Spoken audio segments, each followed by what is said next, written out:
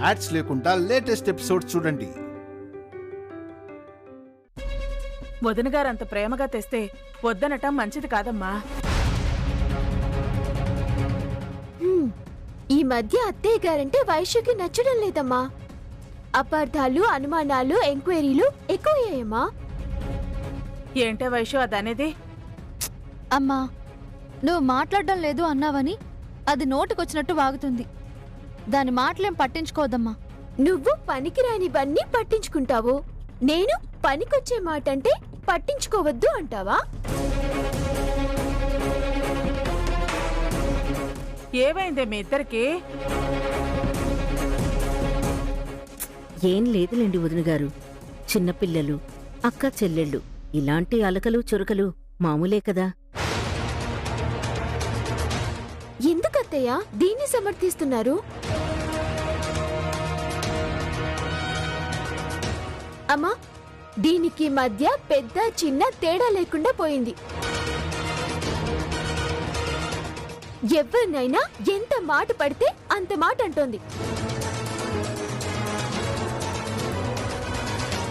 ఇప్పుడు ఈ నెక్లెస్ వద్దనటానికి కారణం కూడా అత్తయ్య గారి మీద కోపమే.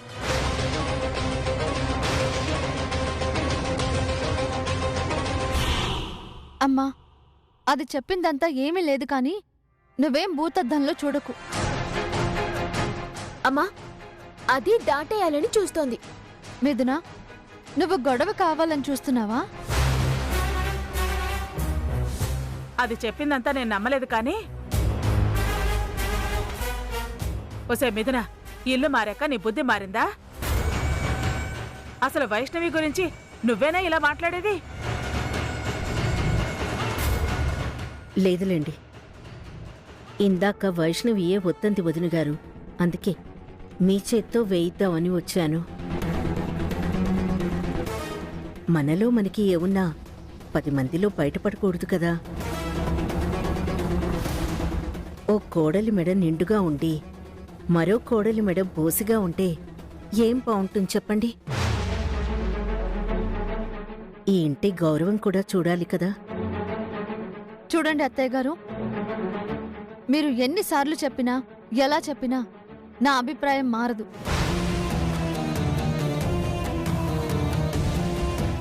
గంగిరెద్దులా నేను నగలు దిగేసుకోవడం నాకు అస్సలు నచ్చదు. ప్లీజ్ అర్థం చేసుకోండి. మా అమ్మని అపోహ పెట్టి ఆందోళనకి గురయ్యేలా చేయకండి. ఇక నెక్లెస్ విషయం అంటారా, నా ఇష్టానికి వదిలేయండి. నేనేం అపోహలకి గురయ్యేలా చేశాను? మీరే ఏదో చేశారు అనడం లేదు అత్తయ్య గారు. నెక్లెస్, హోదా, గౌరవం అది వేసుకోకపోతే వెలితి, 10 మందిలో అమర్యాద. నేను వినలేదు. అంత లెక్కలేని తనమా, పంతము, పట్టుదల, మూర్ఖత్వం అని మీరంటున్నారు కదా.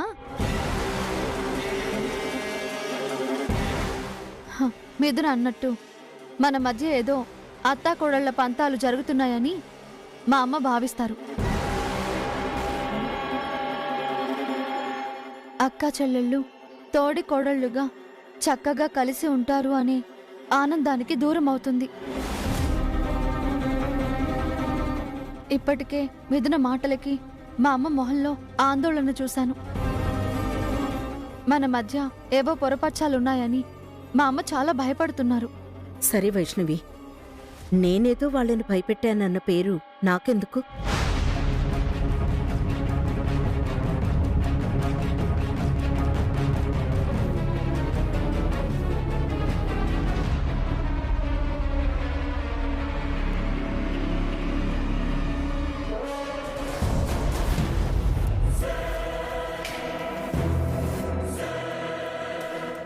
నేనెంత ప్రయత్నం చేసినా నెక్లెస్ వద్దంటే వద్దని నా నగ నా మొహాన విసిరేసినట్టు చేస్తావా?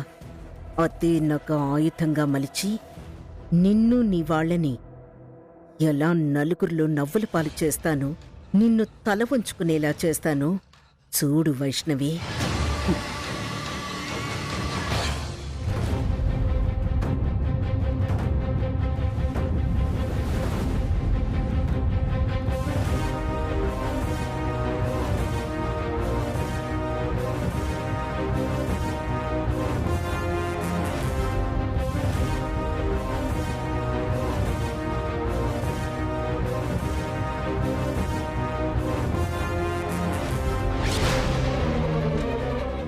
బాబు బాబు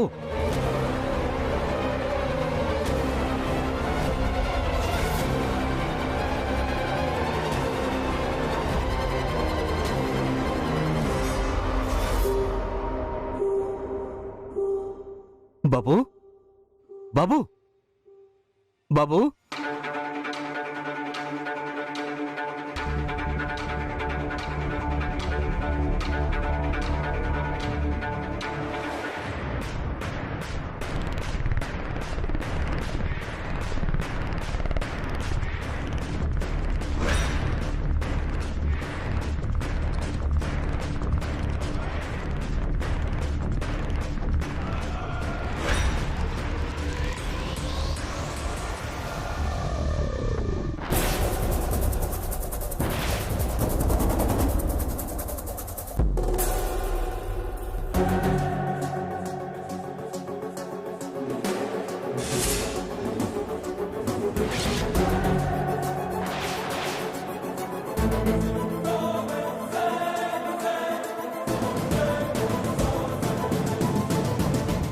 ఏయ్ వదులు వదులు అరే అసలు ఎవరు నువ్వు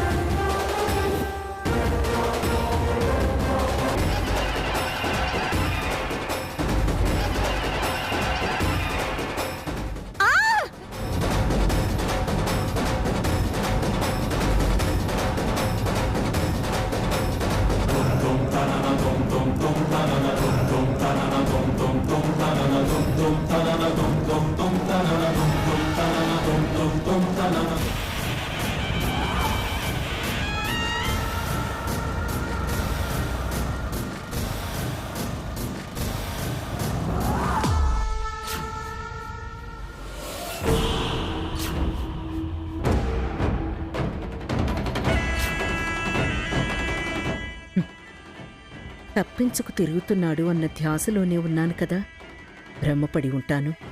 అయినా ఆ ఆనంద్ సాగరి ఇక్కడికెలా వస్తాడు? నా భ్రాంతి కాకపోతే.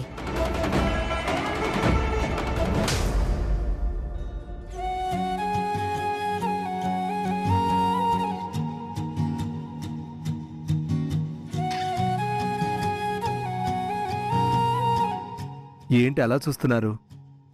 ఆకలేస్తుందా? సరే, మీరు ఇక్కడే ఉండండి, నేను వెళ్ళి మీరు తినడానికి ఏమైనా తీసుకొస్తాను.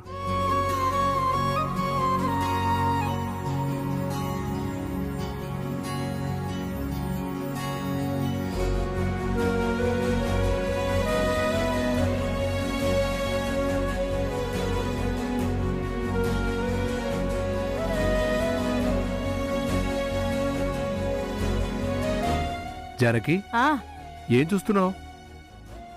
ఇప్పుడు పిల్లలకి పెట్టాలి కదా. ఏమండి, వదిన గారు చాలా ఖరీదైన నెక్లెస్లు తెచ్చారు.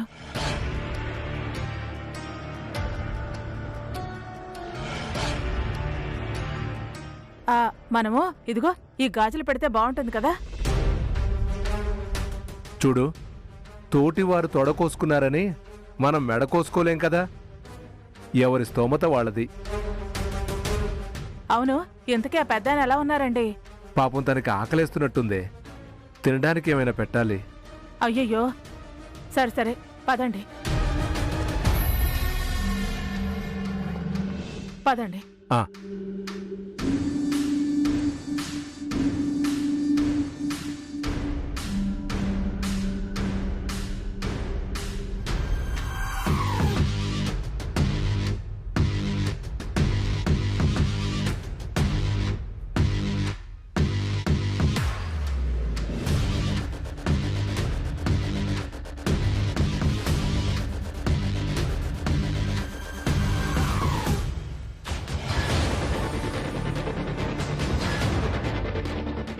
వైష్ణవి, నీకు నీ తల్లిదండ్రుల సపోర్ట్ కూడా లేకుండా ఏకాకిని చేస్తా.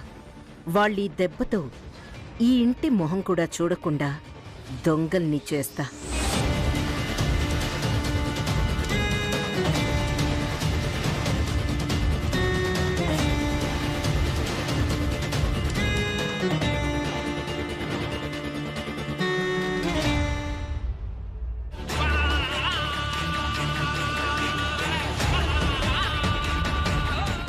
వైష్ణవి, నీ సంగతి తేలుస్తా. ఏం జరుగుతుందో చూస్తూ ఉండు. నీ చాప్టర్ ఈ దెబ్బకి క్లోజ్.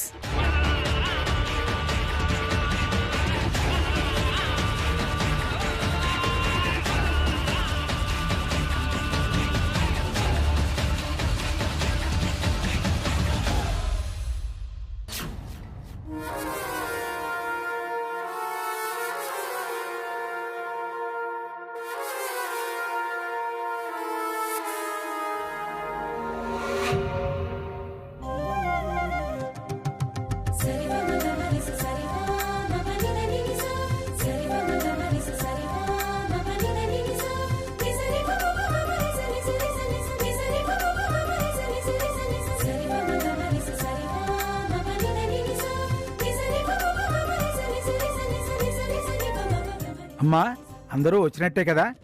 పూజా కార్యక్రమం ప్రారంభిస్తాను. ఒక్క నిమిషం పంతులు గారు. నేను పిల్లలకి ఆభరణాలు తెచ్చాను. వాటిని అమ్మవారి దగ్గర పెట్టి పూజ జరిపించివ్వండి. అలాగేనమ్మా. మిథునా, నీకిచ్చిన ఆ నెక్లెస్ బాక్సులు తీసుకురామ్మా. అలాగే అత్తయ్య.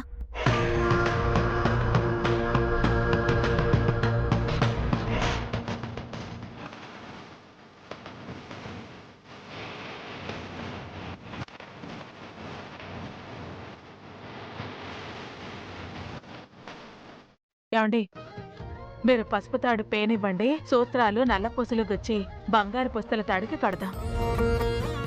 ఆ ఆభరణాలతో కలిపి పూజ కూడా చేయిద్దాం.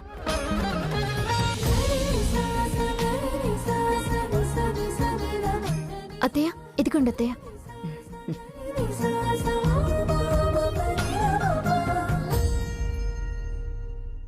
ఇదిగోండి.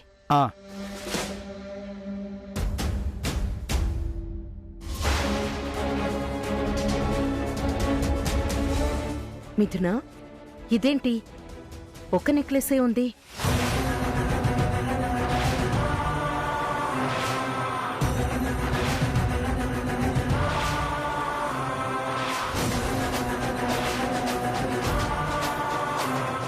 ఒక్క నెక్లెస్సే ఉండటం ఏంటో వదిన గారు? ఒకటే ఉంది, ఇంకో బాక్స్ ఖాళీగా ఉంది.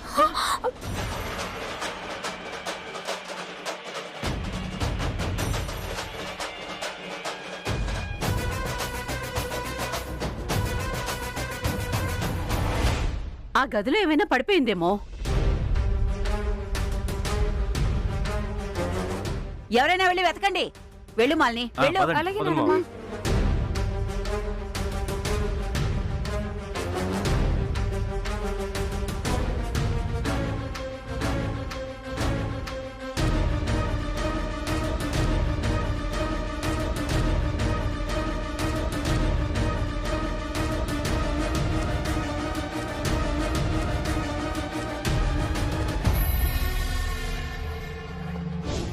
కనిపించిందా? లేదు మావయ్య. లేదు మావయ్య. ఎక్కడుంది? ఎక్కడ పెట్టుంటారు?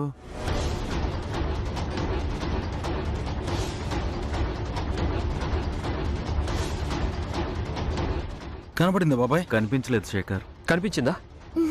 ఛా, గదంతా వెతికాం రేఖ, అక్కడేం కనపడలేదు.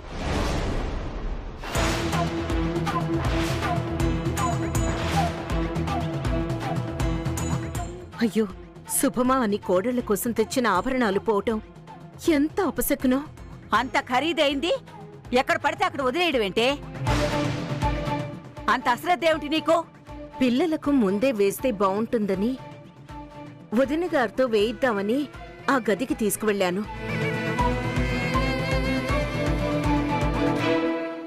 వైష్ణవి వద్దంది. మనసుకి బాధేసి వాటి విషయం మర్చిపోయి వచ్చేశాను. అయినా వైష్ణవి, మిథున, వదిన గారు వాళ్ళంతా ఆ గదిలోనే ఉన్నారుగా.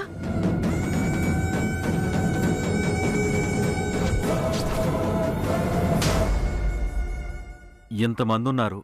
ఎవరి కన్నుపడిందో ఏమైందో? ఎవరైనా తీసుంటారంటావా? అంటావా అని నన్ను అడిగితే నేనేం చెప్తాను? అమ్మా వైష్ణవి, ఇచ్చినప్పుడే వేసుకుంటే పోయేది కదా.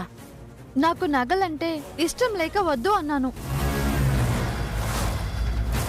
వద్దు వద్దు అన్నావు, వద్దన్నట్టే పోయింది.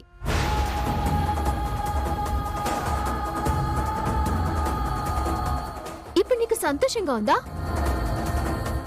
విలువైన నగపోతే సంతోషమేంటి మిథున? కోపాలు పంతాలే కాని విలువలు తెలిస్తే ఎందుకు వద్దంటారు? ముందు నగ సంగతి చూడండమ్మా. ఎవరిని ఎవరేమనుకున్నా ప్రయోజనం ఏముంటుంది?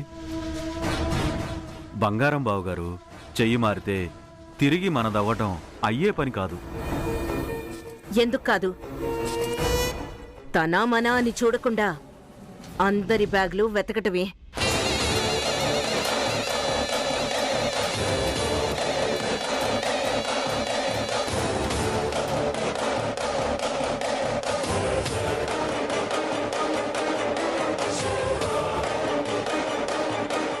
పెద్దవాళ్ళ ఫంక్షన్కి వస్తే ఇలాగే ఉంటుంది. వాళ్ళ అనుమానాలకి మనం వరుసగా నిలబడాలి. పేరంటానికి వచ్చాము, దొంగలమో దొరలమో నిరూపించుకోవడానికి వచ్చామో అసలు అర్థం కావట్లేదు. అవును, అందరూ మన్నించాలమ్మా. విలువైన వస్తువు పోయింది, అందుకే ఇలా వెతకాల్సి వస్తుంది. తప్పుగా అనుకోకండి ప్లీజ్. బ్యాగులు చూపించండి. మీరు అశోక్ ఇద్దరు వెతకండి. రేఖ, వెతకండి. అమ్మా అమ్మా, ఏమండి? బ్యాగ్ ఇవ్వండి. ఒకసారి మీ బ్యాగ్ ఇవ్వండి.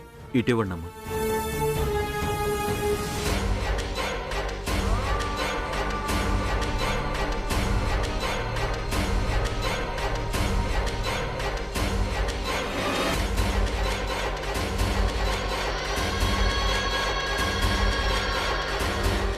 దొరకలేదు అత్తయ్య.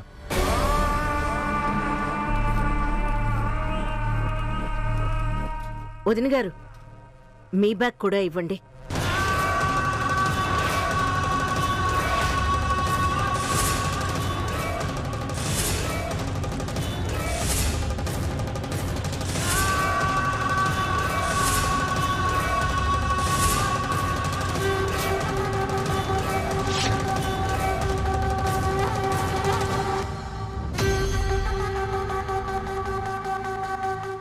ఏంటి, మా అమ్మ బ్యాగ్ వెతుకుతారా? తనా మనా లేకుండా వెతకాల్సిందే అని ముందే చెప్పానుగా. మా అమ్మ బ్యాగ్ వెతకటం నాకు నచ్చడం లేదు అత్తయ్య. వెతకటం నాకు ఇష్టం లేదమ్మా. కానీ అందరితో పాటు వెతకటం ధర్మం. అమ్మా, మనం తప్పు చేయనప్పుడు మనకేం భయం? వెతకనివ్వండి.